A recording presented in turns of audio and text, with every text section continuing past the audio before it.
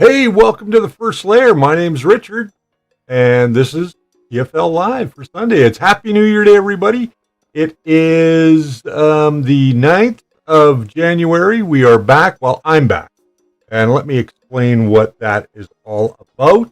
Let me just go to a bigger screen here. There we go. We'll just cut to that. Brian is not with us, and he is taking an extended leave. Just so you guys know, we don't know when he's coming back, but he is dealing with some things and some changes in his life. So we are going to see him when he comes back, and we all wish him the very, very best. I hope you guys will too. Hopefully he gets back to the show sooner than later. Now, what are we doing today? Well, I just wanted to, today's going to be kind of a different live stream. I am going to answer your questions as best that I can today, but we are going to be looking at what's coming up on the first layer this year in 2022. There's a lot of changes coming to the show. As of now, new episodes will release on Wednesday for members and Thursday for the public. So that's why we didn't get an episode this week, because it's not being released until Wednesday. And we're going to get caught up on the stuff that we said we were going to do last year, which is do some more resin. We're going to unveil the Voron 2.4, and we're going to do a few other things. Now, we have a new sponsor for the show this year till the end of April, and that is our friends over at Mars Hydro. And you're probably wondering, what does Mars Hydro have to do with 3D printing? Well, I'm going to explain it to you. Let me just cut over to their webpage here. Mars Hydro is a company that has all kinds of equipment for indoor growing, so you can grow all year round if you're a gardener and you're looking for something to grow in terms of vegetables and things like that. Mars Hydro is the company that we partnered up with. We have a couple of their products that we're going to be using. We have their Mars Hydro TS-1000 light, and we also have one of their grow tents. Let me tell you why this is important to the first layer and to 3D printing, because we're using their equipment to test different growing or test different products inside the grow tent. We're going to be talking about planters that we've 3D printed, accessories for a grow tent that you can 3D print, accessories for your plant that you can 3D print. And we're going to talk a lot about that. So we thank Mars Hydro for their cooperation till the end of April. And you guys are going to see a lot more about the grow tent and their light here coming up in a couple of upcoming episodes. We're going to just strictly talk about the tent and their light that we've got. We got their TS-1000. I really like this light. We've had it now for, a couple of weeks, honey? Yeah, we've had it for a couple of weeks. And yes, a lot of people use their stuff for other growing. But in this case, we are going to use it to grow. And I'll just go back to me and show you exactly what we're doing here. Here we go. There we go. Cut back to me. So this is a 3D printed planter. One of the planters that's going to be going into the tent. The tent that we have is a fairly small tent. It's only 2 foot by 2 foot by 4.5 feet tall. This is a self-watering planter. We're going to be making a few of these. And inside, this is your main chamber. There's some wicking areas at the bottom, and this is what holds your water. And there's a float. This is really loud, and I'm sorry. There's a float that comes up, and you can see when you put the water in, that little guy is going to come up and tell you how much water you have. So this is all made from Matter 3D PLA, and the actual bobber, the float, is made from Matter 3D's black ABS. We also have some hangers that we've printed, and we've got some training stakes that we've downloaded and printed. We're going to talk all about this, but inside this pot, we are going to be doing some basil folky basil, and we're going to do some parsley as well. So that's going to be our first little test. This tent is all set up. The light is all set up, and we're going to take you guys inside that tent in a future episode. DeWitt 3D looks very interesting. Homegrown products are the way of the future. Great to incorporate 3D printing into this. Yeah, I thought it was kind of a good idea. When we talked with them back in the early part of December, they really wanted to see what we could do with it on the 3D printing channels. So we are going to have them as our sponsor till the end of April, maybe longer. We don't know. Right now, our contract is only till the end of April, and I hope that we do good and we can continue working with them. Now we're going to show you a little bit about planting. We're going to show you how to use 3D printed planters in your home. Here in Canada, especially where I am and across the prairies, it gets really freaking cold here. So one of the things that we can't do because of the way that our windows face in this house is they face west and they face east. And the way that the sun comes over our house is we don't get direct sunlight in. So putting stuff like this in our windowsill is really, really tough because the plants won't survive. It's just too cold there.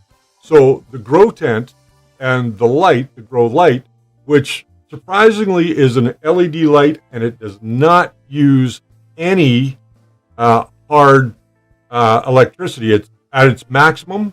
It uses 150 watts. At its minimum, I think it uses about 8 watts, which is really, really kind of cool. So we're going to be doing a lot of planting. We're going to be testing different materials inside the tent underneath the grow light to see how they perform, to see if they degrade, and that kind of stuff. So we're going to be doing a lot of that leading into summer. So that's pretty much what we're focusing on, and I hope you guys will come along for the ride. Maybe if you're into growing your own vegetables, this might be an alternative for you. If you're like us, we don't get direct sun into our house. In our backyard, we get beautiful sun all summer long, but in the front yard, we don't get much. So, yeah, we get 6 hours of sunlight in the winter. So yeah, using a grow light is really going to be good for testing this because the grow light that we have is a full spectrum grow light. So what that means is it has white, amber, red, blue, and it has some infrared diodes on the light fixture itself.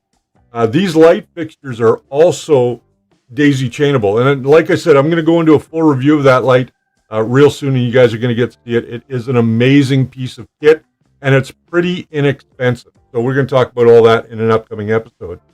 Let's see. Thank you everybody for joining us in the chat today. We have 27 viewers right now.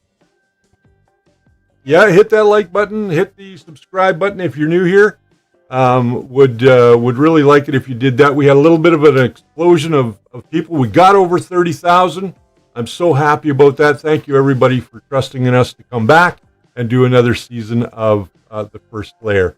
I'd love to start this. We'll be watching closely. So great, good to hear, Tim. We didn't get together over the holidays, and I'm sad about that. I hope that we can soon. Now that the Chinook is moving its way in, I'll be able to get out and do a little bit more because right now my phone is ringing. Hang on. Hello, I'm on the air.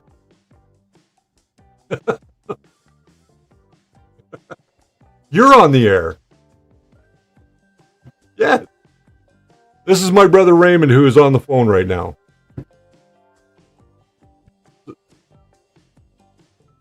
Hang on, let me put you on speaker. Here we go. All right, say it again. Hi, guys. I hope you all have a good Christmas and Happy New Year.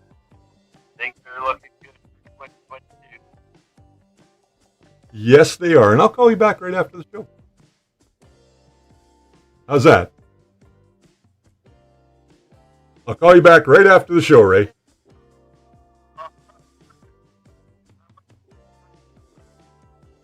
About a half an hour, 40 minutes. Okay.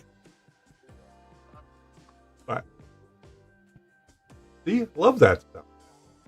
My brother phones me. I phoned him yesterday to let him know we were having a live stream, and of course he doesn't check messages. So, but yes, my brother Raymond, who lives in Saskatchewan, we were talking about the weather yesterday, and he was saying it was freaking cold, and he got a lot of snow. There was 1.5 feet of snow in his driveway the other day that he had to shovel out before he could get out of his driveway.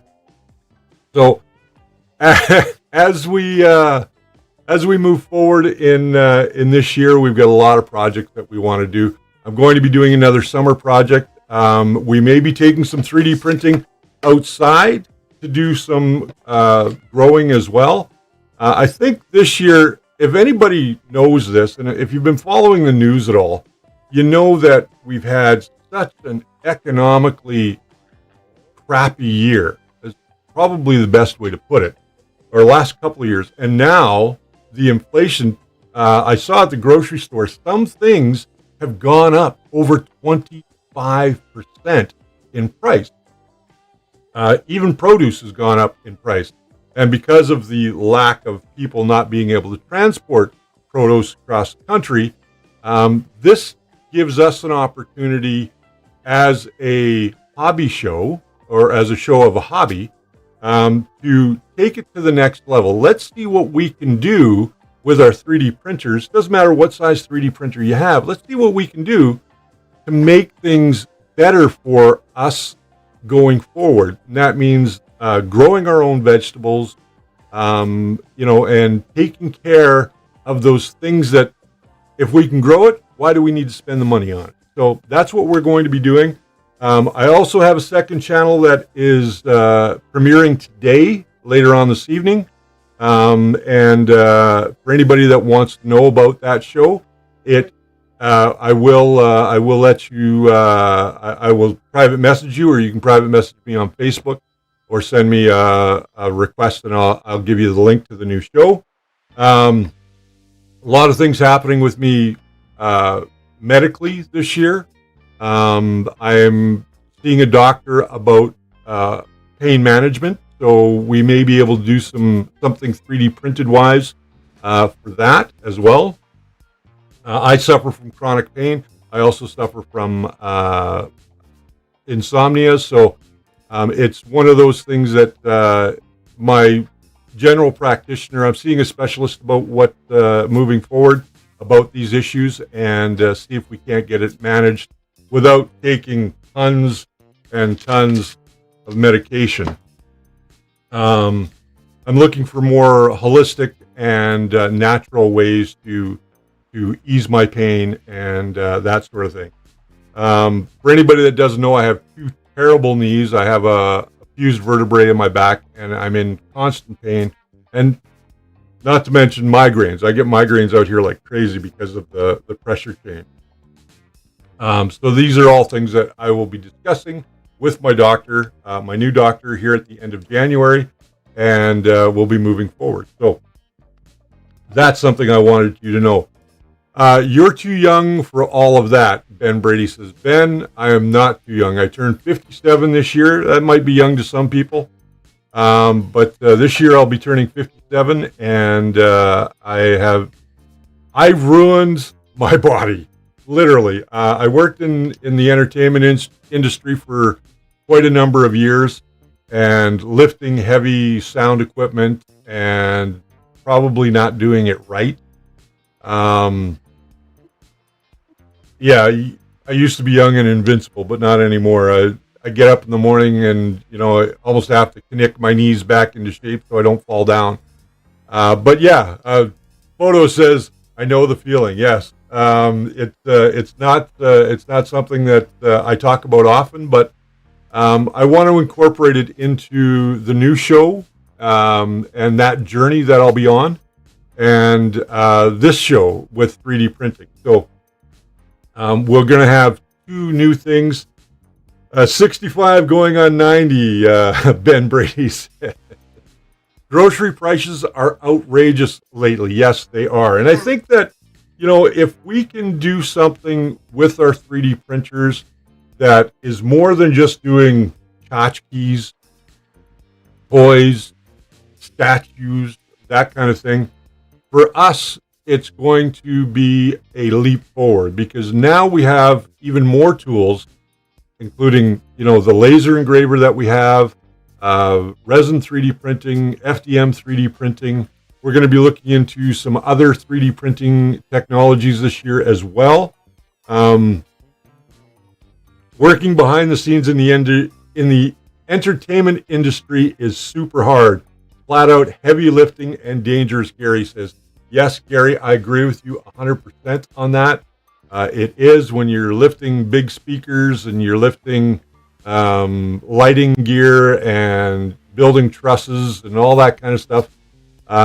Getting into harnesses to go up really, really high to stack speakers for big events.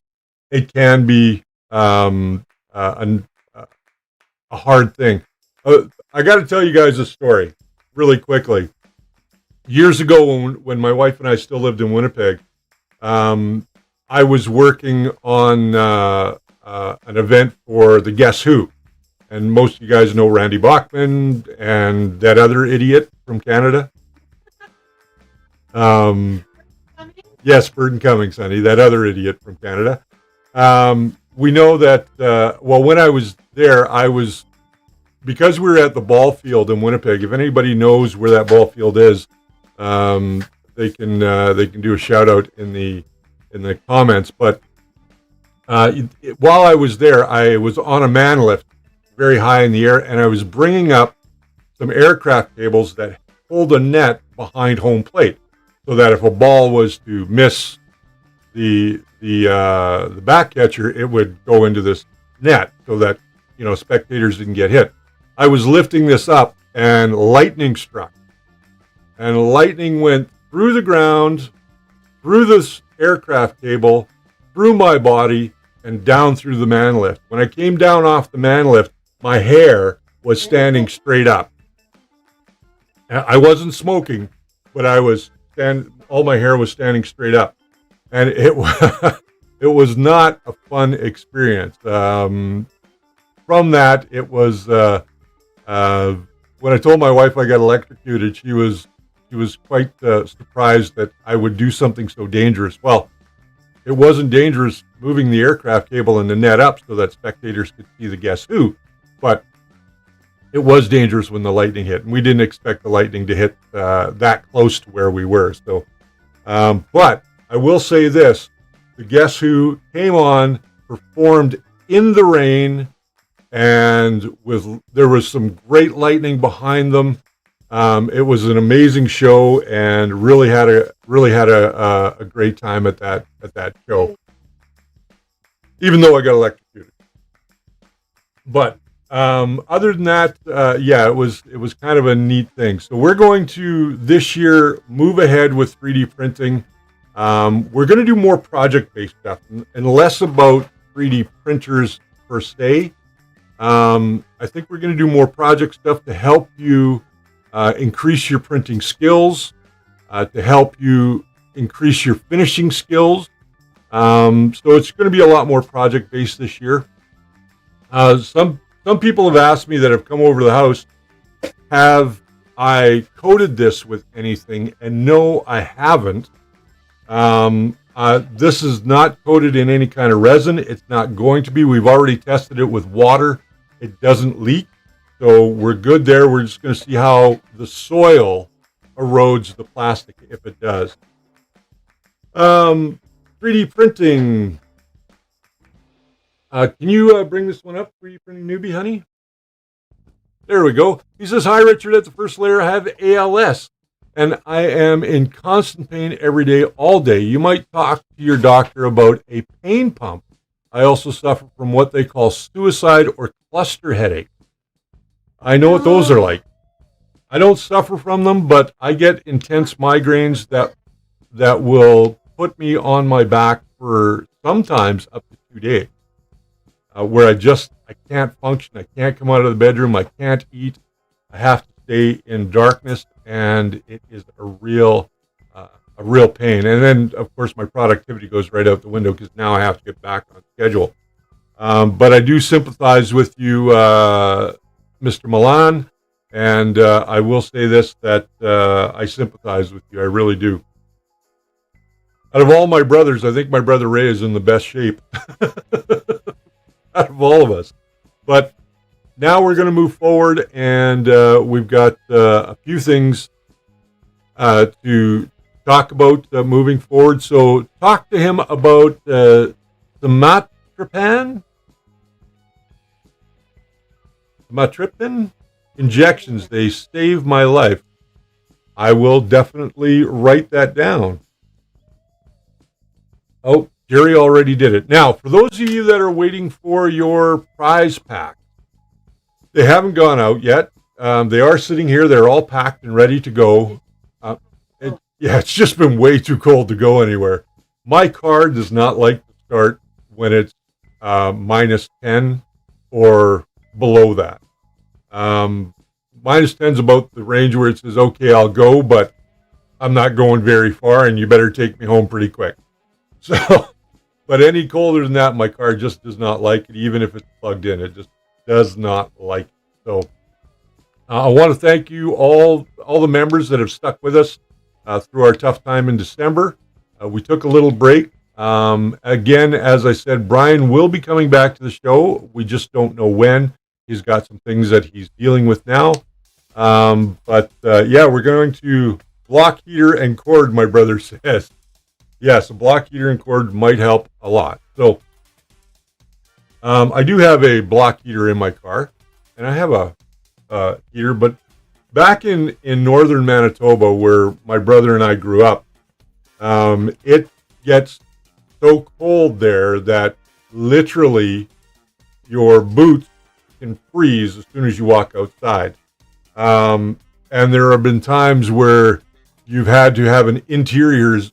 Some of you guys that are my age or older might remember about putting the interior heater in your car for the winter and then having to plug that in as well, just so the inside of your car was warm when you got into it. My brother Ray, here's kind of a funny story. My brother Ray used to own a Horizon, and some of you guys might remember what the Horizons were. That car, I learned to drive in that car, if I remember right. It took me out for driving lessons a few times. But that car, I remember a few times where we got into it, and even the heater inside the car was like, yeah, it's too damn cold. And I'm not going anywhere. But my brother's always been good with vehicles, so it always runs. Trickle charger works too, Peter Reynolds says. Yeah, we've done that before as well. So yes, that's kind of what we're looking at. So we kind of covered all the major bases that I wanted to cover today. We'll take a couple of questions. I'll answer them to the best of my ability for you guys today. Again, we want to thank Mars Hydro for being our sponsor going forward for the next few months. DeWitt, Canada, the cold here has been debilitating. Thank goodness it is leaving today. Those cold days can easily put one into a depression. Happens to me. It happens to me too. I hate being stuck in the house. December was not a good month here when that cold snap happened. It just was not a good month. So, Jerry, have you got any questions that have come up? Nope. Oh, you do. Max CJ says, right now in Winnipeg, it's minus 28 with a wind chill of minus 40. We've had that here. Just in case, is asking, just wanted to pop in and say, I really appreciate all the help and advice you guys have given me. My prints look better after each one of these live streams I watch. Much love. Peace, guys. Got to go to work. So thank you very much, Justin. I do appreciate that. I really appreciate all the love that you guys have sent us over the last month and a bit. And throughout the last 4 years, we're working to getting to our next year. We don't. I'll get to that in a second, actually. But we don't really. We're going to do a lot of different changes here this year. Gary T is asking, does Mars Hydro have a first layer discount code? Not as of yet. Our agreement with Mars Hydro, because we're kind of new to them. and we're not in that genre for growing medicine, herbal medicine, at least not yet. We are, our agreement says that they will give us a discount code a little bit later on, but you can go to marshydro.com and please check them out. I'll be putting links up a little bit later on how you guys can get into that. Any more questions, Jerry?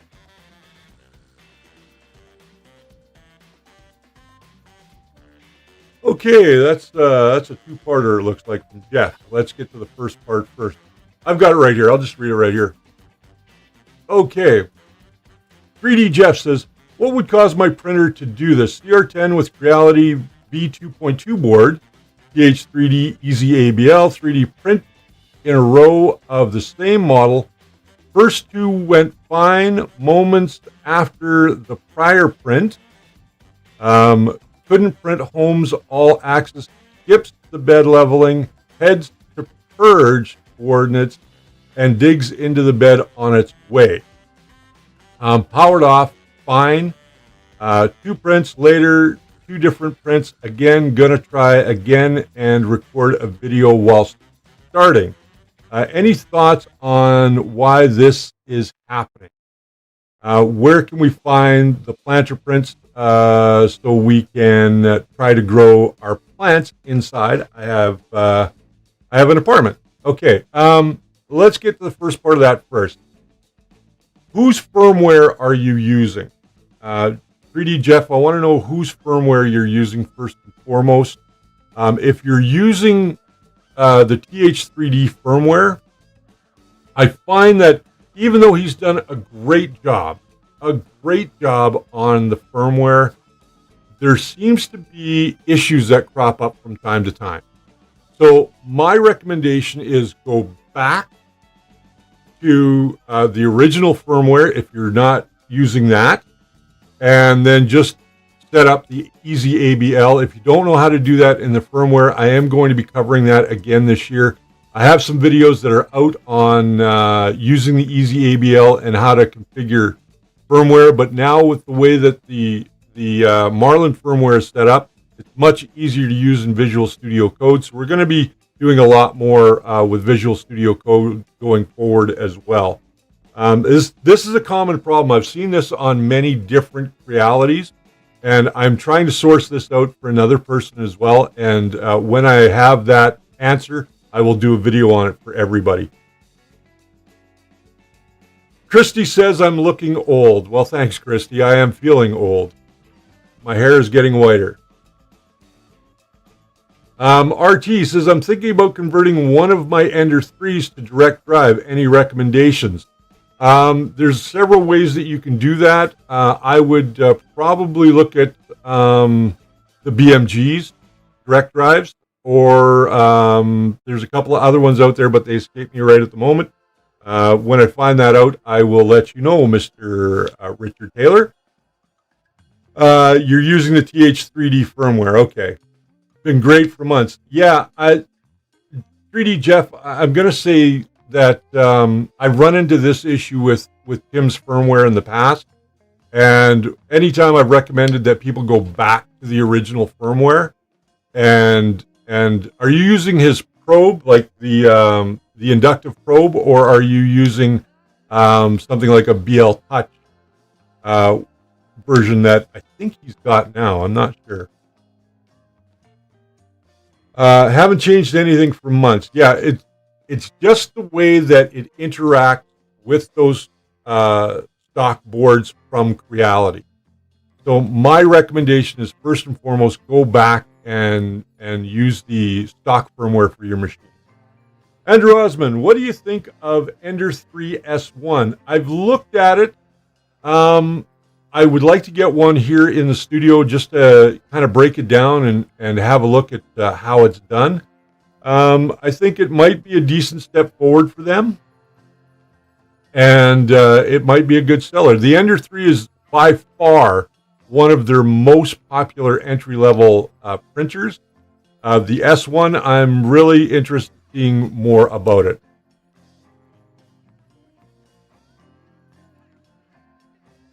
Easy ABL, the inductive, I think. Yeah, it will be the inductive, the round one that has like a blue cap on it or something. I have one of those around here. I used one of those years ago when Tim was first coming out with them. He has improved the workability of those sensors over time, but when they first came out, they were kind of hit and miss for me. Other people had great success, but for me, it was kind of hit and miss. I found his firmware, and this is just my own personal view. I found it to be a little bit bloated, and if you weren't really sure about using firmware, if you really didn't understand how it all compiles and goes together, it was very easy to mess things up. And that's why I really like the stock firmware. It's made to work with the machine. You can make alterations to it so that you can use it with easy ABL. You can use it with a couple of other probes as well.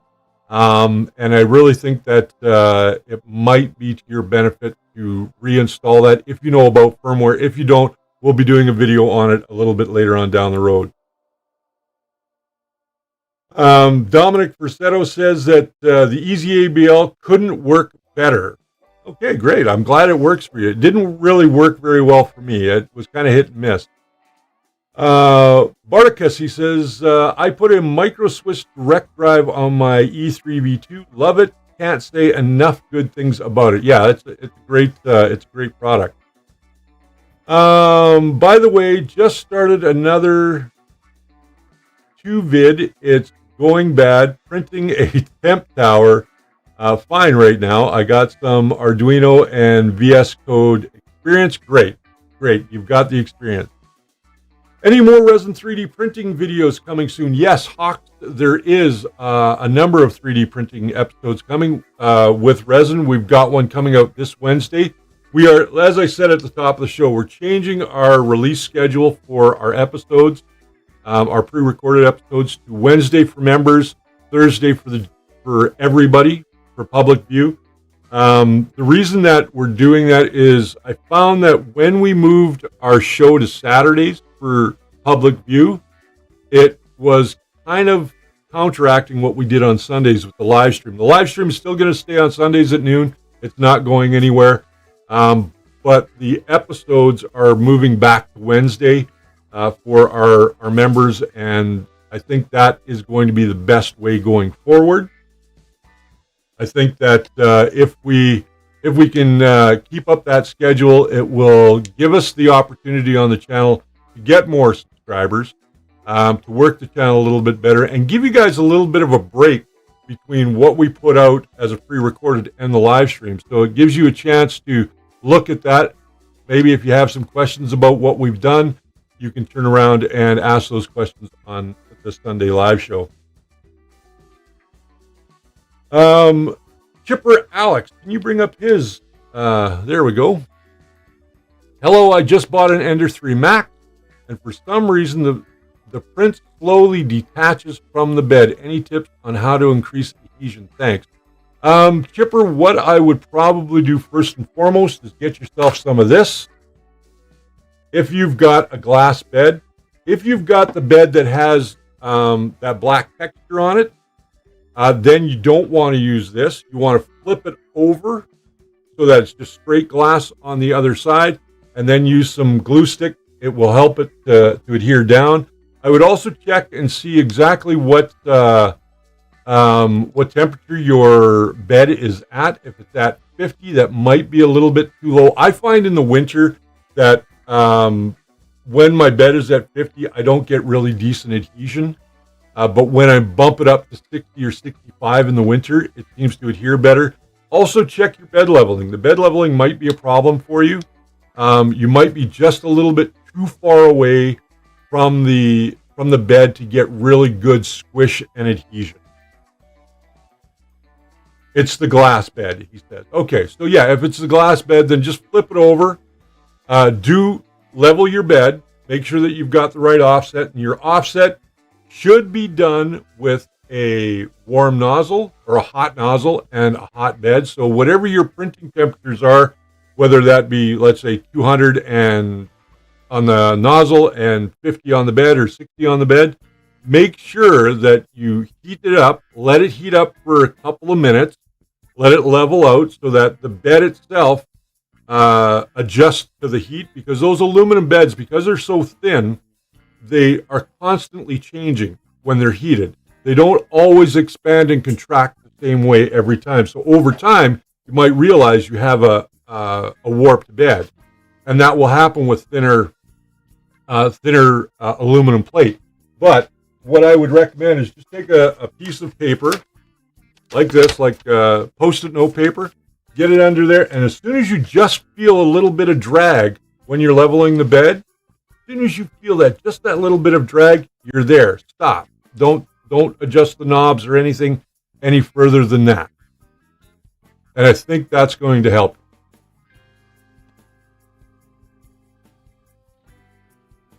Okay, Dominic is saying, by the way, Tim Hoogland answers questions on TH3D products as well as other questions on his live stream. Yeah, he has a live stream, and you can always ask him questions. I haven't seen one of his for a while, so... Rex Waldy says, I have the microchip direct drive on the Ender 3 Pro. It hasn't failed me yet after a year and a half. Great. Great. You are very welcome, Alex. You are very welcome. So we really don't have much more to talk about today.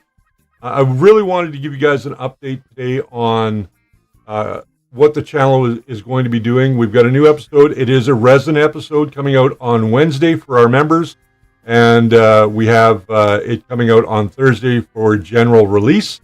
If you are not a member, we are really trying to keep up with our membership goals and our levels. I'm going to be coming back and doing live streams with our members starting this month. I will be putting out a live stream where we can all just kind of get together and talk about 3D printing, and I will let you know when that is going to be happening, probably closer to the end of January.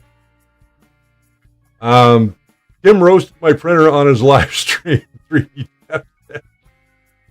Yeah, it could be a hassle. So, what do you know about the LDO orbiter? I really don't know anything.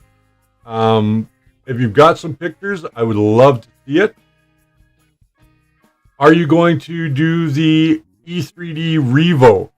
If E3D reaches out to me, I will. I know that we lost Sanjay last year, and they've been pretty quiet on their front for endorsing channels like mine.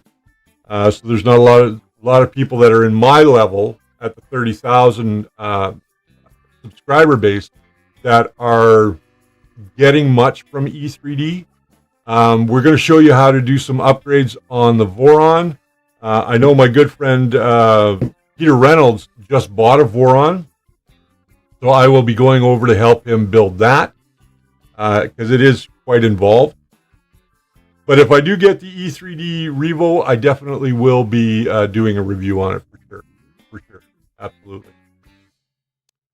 So with that said, it is a little bit of a shorter stream, but I do want to wish you guys a Happy New Year and all the best to each and every one of you this year. And I want to hopefully have you guys still be members at the end of the year. Keep growing with us. Keep spreading the word. Keep giving us those likes. It all helps our metrics with YouTube, and it keeps us in the eye of other people as well. Maybe new viewers that have never found our channel before, and I really can't thank you guys enough. I'm going to be a lot more active on Facebook again this year, and we are going to move forward. So there's a couple of things I just want to cover here. Richard, I've got a 5mm thick glass build plate on one of my Ender 3 printers, and the extra thickness helps a lot. Most glass beds are 3 mils thick. That's very true. And the thicker the glass, it'll help as well. I love the concept of the Revo, and it looks awesome. Would love to try it. So would I, actually. Any ideas on where I can source parts for a CR-10S version 1? You can actually get parts directly from Creality. So go to Creality's website. You can get them directly from there. You can also get parts on AliExpress, GearBest, and a lot of those other overseas vendors. But watch, prices have gone up. The chip shortage has just driven the price of electronics up, like everything else. Andrew Osmond, I just bought 4020 fans for my Ender 3 hot end. Is that okay? 4020s are, I think, a little thick. You should have bought 4010s, if I'm not mistaken. It's 4010s on the Ender 3. But if you wanted more airflow, 4020s are just fine, as long as they're the right voltage. You've got to make sure that you've got the right voltage.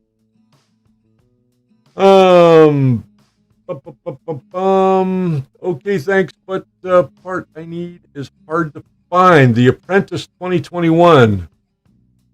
What part are you absolutely? Yeah, what part are you absolutely looking for? I will do some digging if you send me an email to richard@thefirstlayer.com.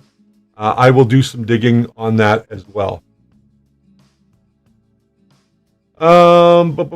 Yeah, 4010 for the Ender 3. 4020 is a little thick. You can use them. You're just going to have to make some modifications. So, yeah, you're just going to have to make some modifications. But with that said, guys, I'm going to run. I've got another show that I got to get going on for today to launch our new channel. And I will see you guys again next week. I'll see you on Wednesday with a brand new episode. And we'll be back here for a 1-hour live stream next week, back to answering all of your questions and doing our best to set you on the right 3D printing path. So until I see you guys next week, remember that the first layer is always your foundation to a great print.